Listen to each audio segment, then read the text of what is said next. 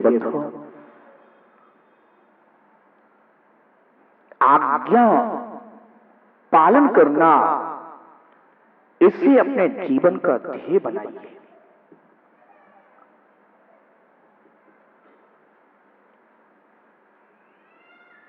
श्रद्धान होता है तो थोड़ा सा भी ज्ञान केवल ज्ञान का कारण बन जाता है। मूलाचार्य में आचार्य वट्टकेर स्वामी ने कहा, जब मैं संघ में आया था बीएससी करने के बाद, तो मैं नहीं जानता था ज्यादा कुछ धर्म, और गुरु महाराज की आज्ञा रहती थी। श्री प्रवचन सार जी का वहां स्वाध्याय चलता था, और गुरु महाराज की आज्ञा रहती थी कि सब शिष्यों को, चाहे वो ब्रह्मचारी हो, चाहे मुनि हो, आरिका हो, चतुर्विश्व था, सभी को स्वाध्याय में तो बैठना ही है। अब हमको पहला भाग तो पढ़ाया जा रहा था, कि जीव किसे कहते हैं और अजीब किसे कहते हैं, और इंद्रियां कितनी होती हैं, और पंच परमेष्टि कौन कौन से है, ये तो मैं सीख रहा था उस समय। तो मुझको कहा गया कि नहीं, आप लोगों को स्वाध्याय में बैठना है प्रवचन सार जी के। अब बैठते थे तो कुछ समझता तो नहीं था, तो कई बार तो झटके लग जाते थे नींद के, गर्मी का मौसम था, तो कई बार तो ऐसे हो जाते थे, पर तुरंत झटका लग गया तो तुरंत सबको देखते थे, किसी ने देख तो नहीं लिया। ये आदत होती है लोगों की। एक दिन फिर मैंने ब्रह्मचारियों की यूनियन बनाई, और मैंने सब ब्रह्मचारियों से कहा कि एक बात बताओ, तुम दोपहर के स्वाध्याय में बैठते हैं तो कुछ समझ आता है क्या? अब मैं पढ़ा लिखा भी था, तो मैंने जो है ना सबसे पूछा, तो सबके नहीं, कुछ समझ नहीं आता, कुछ समझ नहीं आता, कुछ सब नए थे। 13 ब्रह्मचारी थे, सब नए थे। कोई को 2 महीने हुए, कोई को 3 महीने हुए, ऐसे थे। मैंने कहा तो फिर अपन एक काम क्यों नहीं कर लेते कि अपन नहीं चलेंगे स्वाध्याय में,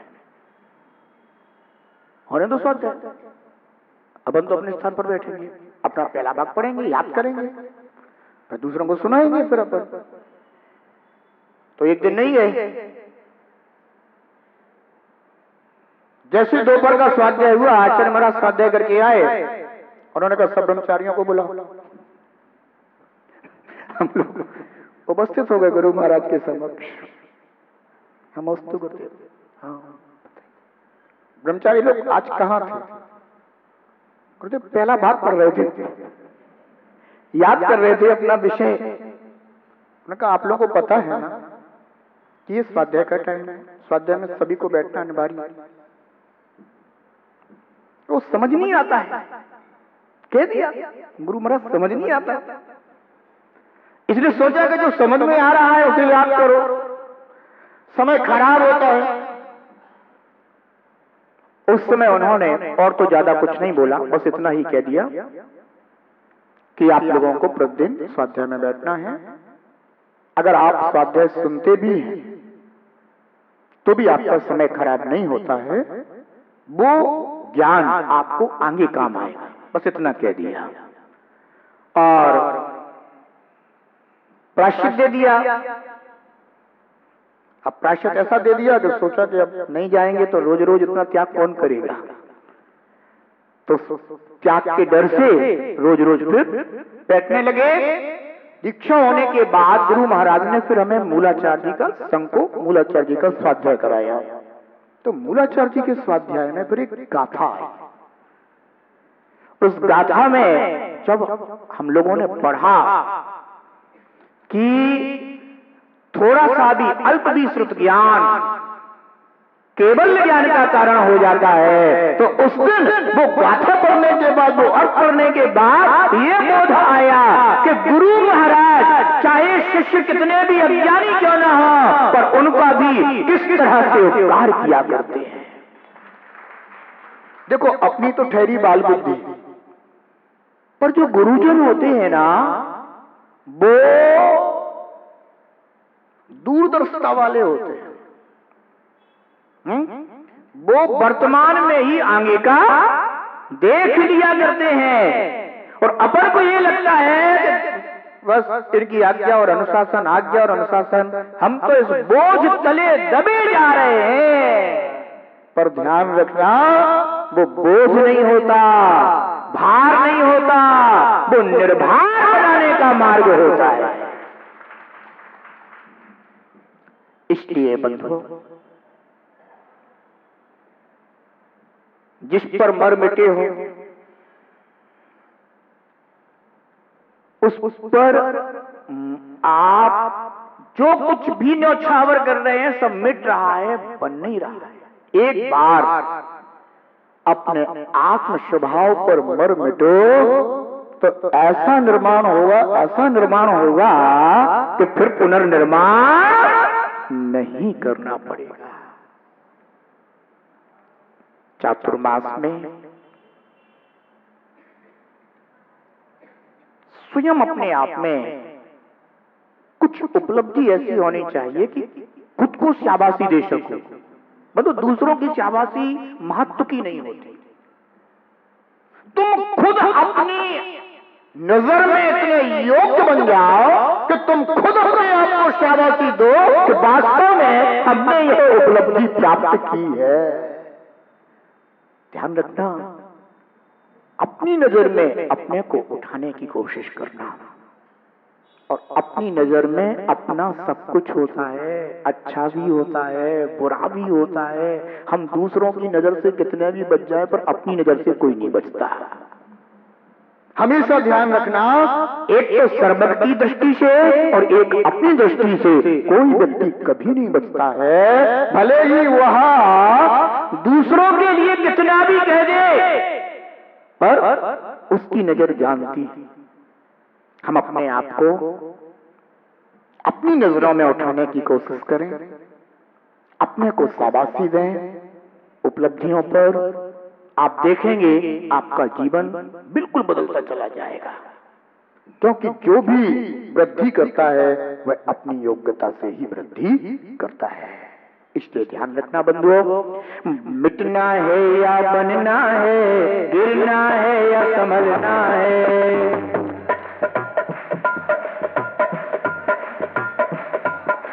क्या करना है? गिरना है, गिरते तो चले ही आ रहे हैं। अब गिरना है या संभलने का प्रयास करना है। ध्यान रखो, जितना जीवन बचा है इसमें भी अगर अपन समझ जाते हैं तो जो अतीत हो चुका है वो तो भूत हो गया। कौन हो गया?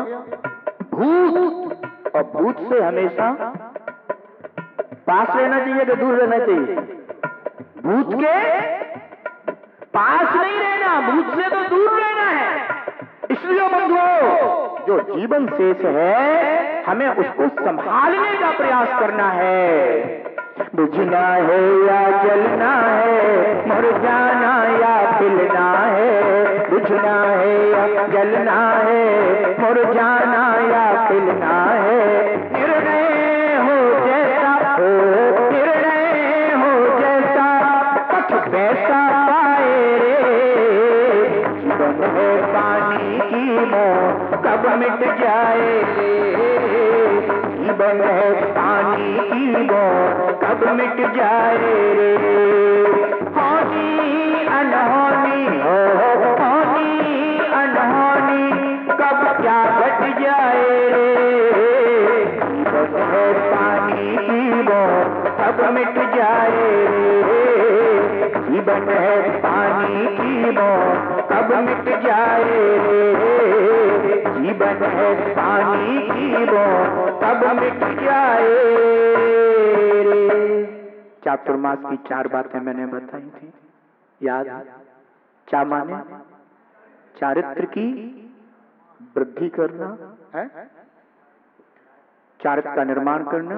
दूसरा, मातु तुष्टि यानी संतुष्टि, हमेशा संतुष्टि का अनुभव करना। तीसरा, मान का मर्दन करना। और चौथा, मर्यादाओं का पालन करना। ये 4 व्याप्ति आज आप यहां से सीख के जाइएगा, ठीक है ना? घर पे चर्चा कीजिएगा, जो भी मिले उनसे चर्चा कीजिएगा। आज का नियम है ये 4 बातें आपको कम से कम 15 लोगों को जरूर बताना है। ठीक है, यहाँ पर मत बता देना एक दूसरे को, कहना नहीं तो वही नियम पूरा कर लो, है ना। जो आपको नए लोग मिले कि ना भैया चातुर्मास की ये 4 बातें आज गुरुदेव ने हमको बताई हैं, इसलिए उनने नियम दिया है, इसलिए आज हम आपको भी बता रहे हैं, ठीक है ना। 15 लोगों को ये 4 बातें जरूर बताना है। आप भी जिनेन्द्र भगवान के उपदेश की प्रभावना में कारण बन जाएंगे। जय बोलिए 1008 श्री शांतिनाथ भगवान की जय। ऐसे हाथ उठाए करो, कैसे जिनागम पंथ ध्यान रखो, हमें इस चातुर्मास में जिन शासन की प्रभावना करना है, ठीक है ना, इस बात का ध्यान रखना। जय बोलिए 1008 श्री शांतिनाथ भगवान की जय। जीव अकेला धर्म करे, जीव अकेला कर्म करे, जीव अकेला धर्म करे, जीव अकेला कर्म करे। धर्म कर्म दानों का फल, धर्म कर्म दानों का फल, वो ही शर्म अशर्म बरे। धर्म कर्म दानों का फल, वो ही शर्म अशर्म बरे। जिन धर्म वाणी हो, जिन धर्म वाणी, दुख कष्ट नशाए रे। जीवन है पानी की बूंद, अब मिट जाए रे। जीवन है पानी की बूंद, अब मिट जाए रे। हानि अनहानि हो, हानि अनहानि, कब क्या घट जाए रे।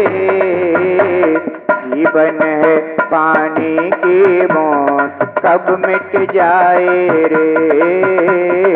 जीवन है पानी की बूंद, कब मिट जाए रे। जीवन है पानी की बूंद, कब मिट जाए रे। जय दु जिनागम पंथ, अनादि अनिधन जिनागम पंथ। तीर्थंकर भगवंत की दिव्य ध्वनि जिन श्रुत है जिनागम है। जिनागम में वर्णित आत्म कल्याणकारी मार्ग, आत्मितकारी पंथ जिनागम पंथ है। परस्पर रागद्वेष को बढ़ाने वाले आगम बाह्य पंथ उन्मार्ग हैं। बीत रागता को देने वाला परस्परोपग्रहो जीवा नाम का प्रतीक जिनागम पंथ सन्मार्ग है। हम सभी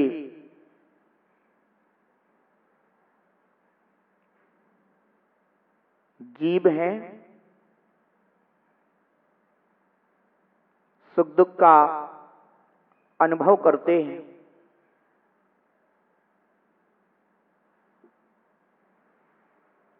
अनुभव यदि निर्णय बन जाए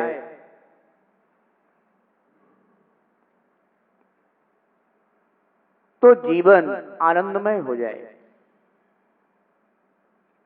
कोई बता सकता है कि जो रोज सुखी सुख का अनुभव करता हो,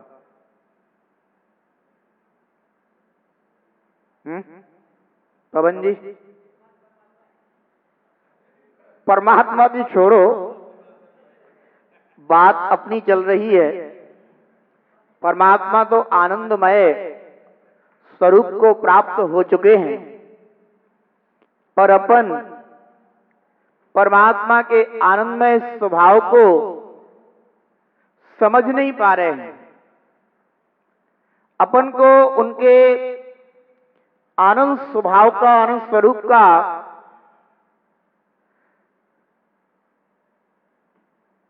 अनुभव निर्णय में नहीं आ पा रहा है। इस कारण से अपन उन जैसा होने का पुरुषार्थ नहीं कर पा रहे हैं। मैंने तो सिर्फ यह पूछा कि भाई आप लोगों में ऐसा कोई हो जो रोज सुख ही सुख का अनुभव करता हो, है?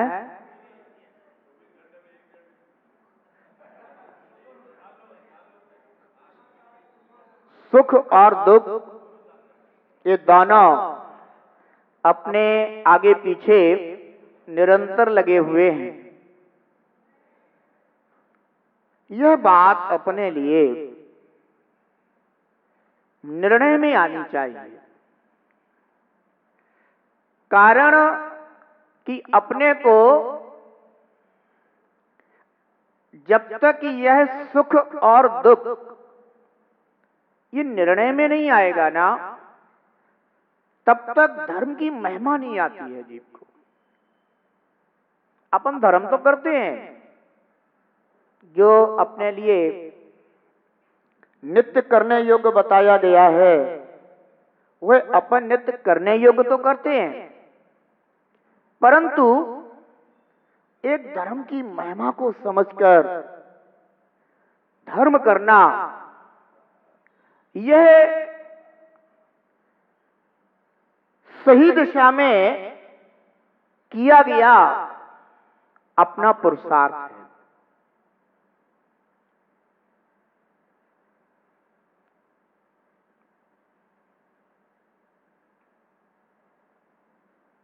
एक बात बताना, मान लीजिए कि आप बरमाला डाल रहे हैं। क्या डाल रहे हैं? बरमाला डाल रहे हैं आप, और उसी समय आपके कान में किसी ने कह दिया कि कोई व्यक्ति तुम्हारे जो है ना उधारी के पैसे देने आया है, क्या करोगे तुम?